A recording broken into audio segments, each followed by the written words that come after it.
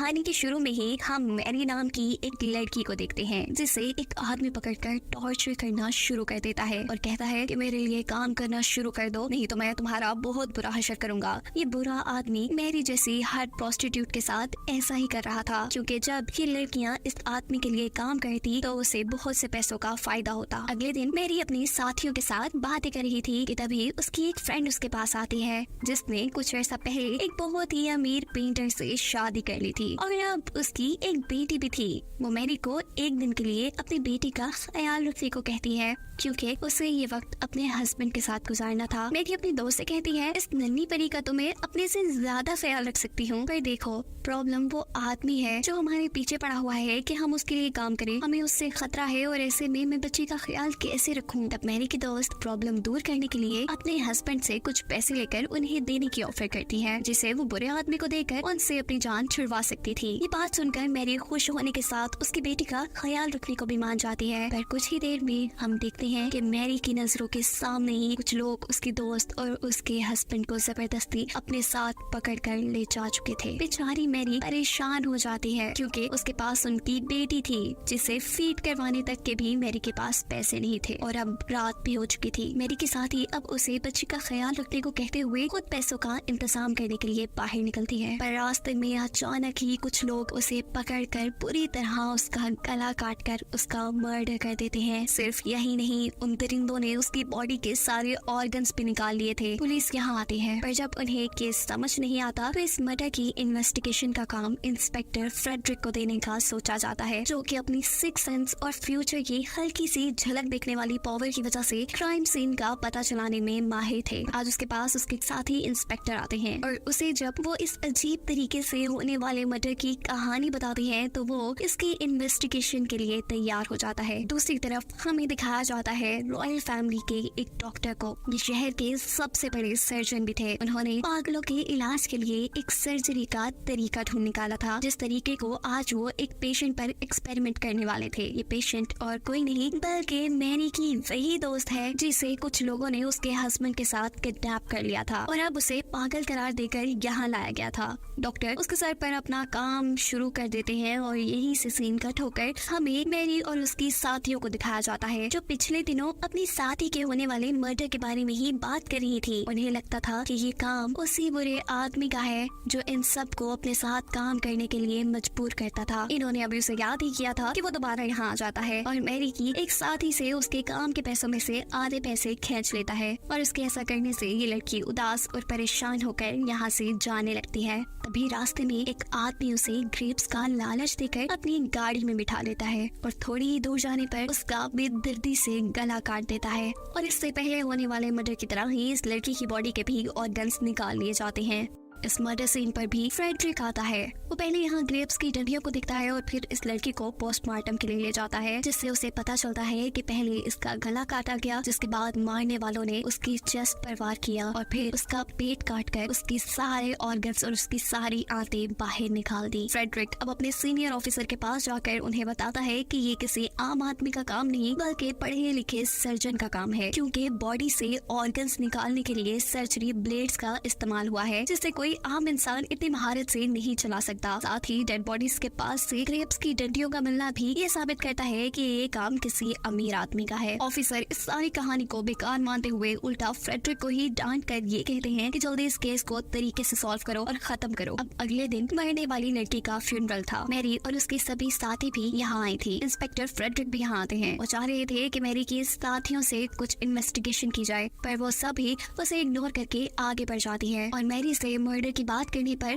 Mary inspector Frederick को बताती है कि मुझे लगता है कि ये काम उसी बुरे आदमी का है जो चाहता है कि हम उसके साथ मिलकर काम करें, पर फ्रेडरिक के पास कोई ऐसा सबूत नहीं था जिससे वो उस आदमी को कातिल मानता।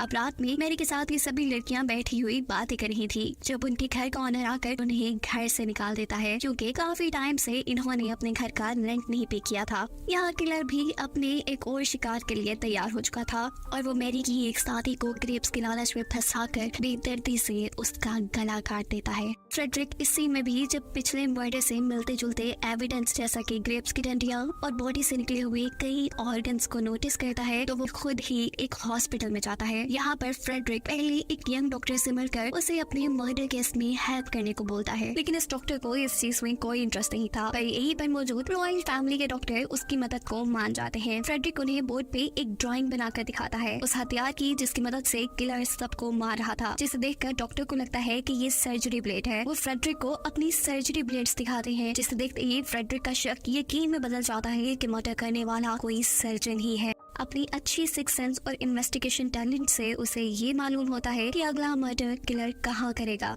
उस जगह का पता चलते ही वो अपने साथी पुलिस को वहाँ फैल जाने का हुक्म दे देता है। जबकि इस सीन में हमें किलर के ड्राइवर को दिखाया जा रहा है जिसने हर मर्डर में किलर का साथ दिया था, पर अब वो इस किलिंग से थक चुका था। अब क्योंकि पुलिस भी उन्हें इन्वेस्टिगेट कर रही थी, इसीलिए वो किलर से ये सब रोकने की रिक्वेस्ट करने लगता है और किलर जवाब में कहता है ऐसा मुमकिन नहीं, क्योंकि हम हेल में हैं और ये सब करना हमारी मजबूरी है। इधर फ्रेडरिक मैरी से उसके साथियों के मर्डर की इन्वेस्टिगेशन के सिलसिले में मिलता है। मैरी उसके पूछे गए सवालों का जवाब देती है और साथ ही वो फ्रेडरिक को अपनी बेस्ट फ्रेंड और उसके हस्बैंड के किडनैपिंग के बारे में भी बताती है। उसे किडनैपर्स का हुलिया भी याद था। बातों की बातों में वो अच्छे दोस्त बन जाते हैं और फ्रेडरिक यहाँ पर उसे अपनी सुपर पावर के बारे में बताता है कि उसे फ्यूचर की झलक दिखती है। यानी उसे फ्यूचर के वियंस आते हैं और उसने मैरी के बारे में देखा है कि वो कुछ सालों बाद समुद्र के किनारे एक गाँव में एक बच्ची के साथ हंसी खुशी जिंदगी गुजारेगी। खैर अब फ्रेडरिक अपने कुलीग इंस्पेक्टर से मिलकर बात करता है और किडनैपर्स का हुलिया बताने पर वो फ्रेडरिक को बताता है कि जिसके बारे में तुम बात कर रहे हो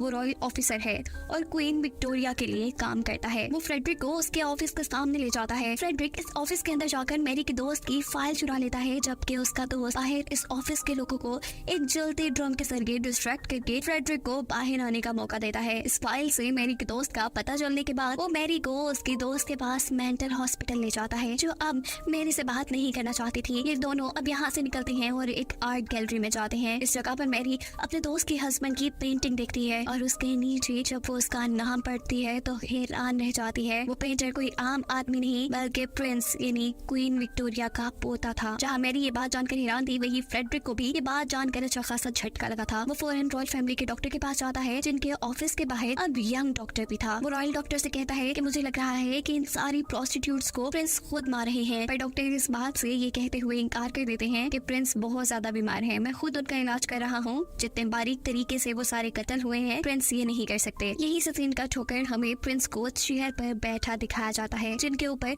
वो यंग डॉक्टर कोई रिचुअल परफॉर्म कर रहा था। दूसरी तरफ फ्रेडरिक भी अपनी इन्वेस्टिगेशन में मसरूफ हो चुका था और उसे एक दिन किलर का लेटर मिलता है। लेटर के साथ आधी इंसानी किडनी भी थी, जिसका दूसरा हिस्सा किलर खा चुका था। ये सब लेटर में बताया गया था। वो जब देखते हैं कि लेटर कहाँ से आया है तो उस पे सिर्फ लिखा था फ्रॉम हेल। यहाँ दिखाया जाता है कि किलर अपने एक और मर्डर की तैयारी में है और वो एक सड़क पर चलती प्रोस्टिट्यूट को अपने झांसे में फंसाकर अपने ड्राइवर के साथ मिलकर बेदर्दी से उसका गला काट देता है। और इससे पहले कि वो उसके ऑर्गन्स निकाल पाता, यहाँ एक आदमी की नजर उस पर पड़ जाती है, जिससे डरकर ये लोग यहाँ से भाग जाते हैं। फ्रेडरिक जब इस क्राइम सीन पे पहुंचता है और इस लड़की की बॉडी देखता है तो समझ आता है कि किलर आज एक और मर्डर करेगा, क्योंकि उसने इस बॉडी से ऑर्गन्स नहीं निकाले थे। उसकी सोच बिल्कुल ठीक थी। किलर एक और शिकार को मार चुका था। फ्रेडरिक की सिक्स सेंस उसे करीब भी कुछ बुरा होने का जब बताती है तो वो उसे चेक करने के लिए निकल पड़ता है, पर रास्ते में उसे कुछ आदमी पकड़ लेते हैं। यह आदमी कोई और नहीं बल्कि रॉयल ऑफिसर के ही लोग थे, जो रॉयल ऑफिसर क्वीन विक्टोरिया के लिए काम करता था। ये लोग उसे पकड़कर खूब पीटने लगते हैं क्योंकि उसने रॉयल ऑफिसर पर इन्वेस्टिगेशन शुरू कर दी थी। यहाँ तक कि फ्रेडरिक को तो ये भी लगता था कि यही रॉयल ऑफिसर प्रोस्टिट्यूट्स के मर्डर में भी इन्वॉल्व हो सकते हैं, क्योंकि ये क्वीन विक्टोरिया के लिए काम करते हैं और शायद उन्हीं के कहने पर प्रिंस की प्रोस्टिट्यूट से शादी को छुपाने के लिए वो उनकी शादी में आए सभी प्रोस्टिट्यूट को मार रहे होंगे। फ्रेडरिक को मार पीट कर ये लोग यहीं छोड़ जाते और फिर वो हिम्मत करके उठता है और दूसरे मर्डर तक पहुँचता है।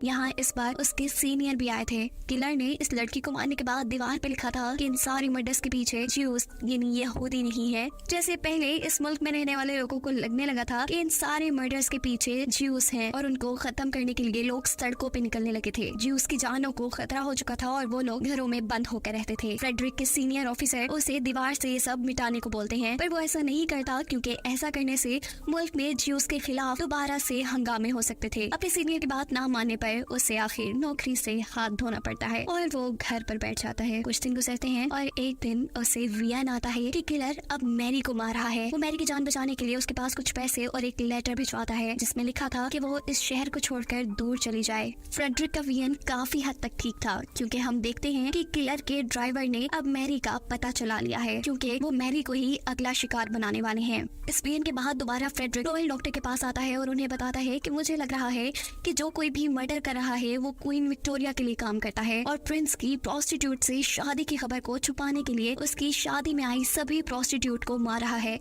फ्रेडरिक अब डॉक्टर से सवाल करता है कि आप भी क्वीन के पुराने आदमी हैं, क्या आपको उन्होंने प्रिंस की शादी छुपाने की ऑफर नहीं की? ये बात सुनते ही डॉक्टर गुस्से में आ चुके थे और गुस्से में उनके मुंह से फ्रेडरिक के सामने सारी सच्चाई निकल जाती है कि असल में वही क्वीन विक्टोरिया के लिए काम कर रहे हैं और उन्होंने ही प्रिंस की शादी की खबर छुपाने के लिए मर्डर भी किए। सिर्फ यही नहीं, उनके 3 साथी भी थे, वो यंग डॉक्टर, फ्रेडरिक के ही सीनियर ऑफिसर और वो रॉयल ऑफिसर जिसने मैरी की दोस्त को मूवी के स्टार्ट में किडनैप किया था। ये सब सुनते ही फ्रेडरिक उन्हें मारने के लिए अपनी गन तान लेता है, पर इससे पहले कि वो गोली चलाता डॉक्टर का दूसरा साथी पीछे से हमला करके फ्रेडरिक को बेहोश कर देता है। रॉयल डॉक्टर मैरी को कत्ल करने के लिए निकल जाते हैं जबकि बाकी सारे उनके साथी फ्रेडरिक को मारने में लग चुके थे। यंग डॉक्टर उसे मारने के लिए पॉइजन वाला इंजेक्शन भर रहा था। इससे पहले कि इंजेक्शन फ्रेडरिक को लग जाता, फ्रेडरिक बहुत हलचल मचाता है और इस सब में वो इंजेक्शन खुद ही यंग डॉक्टर को लग जाता है। रॉयल ऑफिसर चलती गाड़ी से गिर जाता है और इस सब का फायदा उठाते हुए